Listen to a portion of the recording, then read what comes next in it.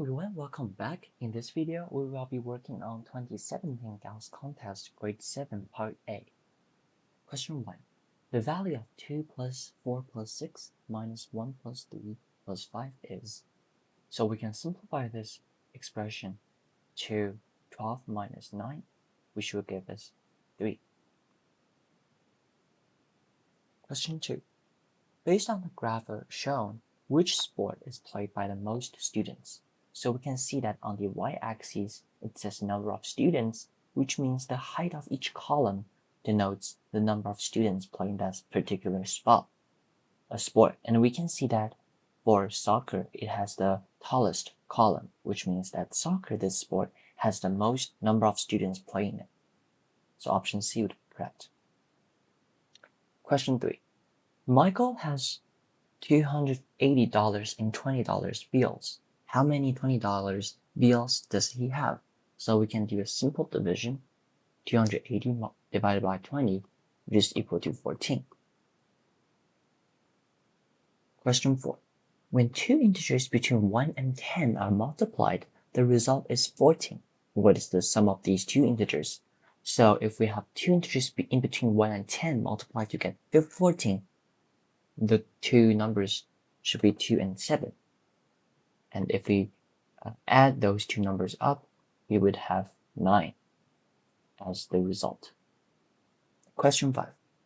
3 thousandths is equal to. So we can express 3 thousandths into a fraction, and that would simply equal to 0.003, which means E would be correct. Question 6. In the square shown, x is equal to. So we know that for a square, that each of the angles would be equal to 90 degrees. And these two angles will be equal. So 90 degrees divided by 2, we would have 45 degrees. Question 7.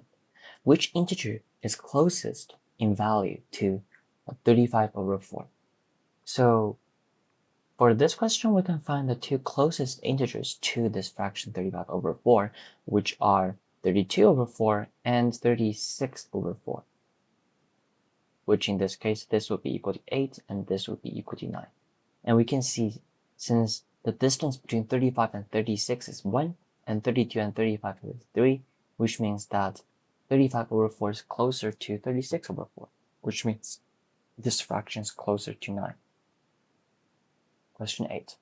When n is equal to 101, which of the following expressions has an even value? So we know that n is an odd number, and odd times odd is still an odd number.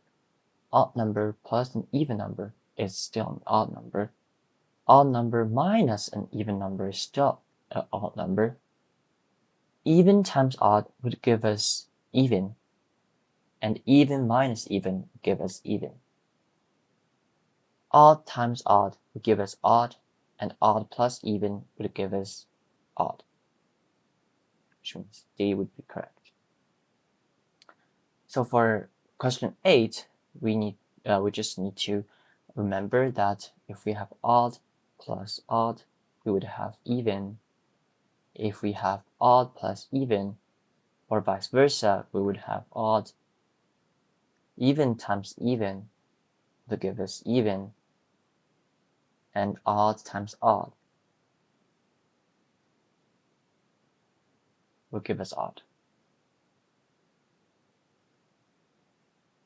Question 9.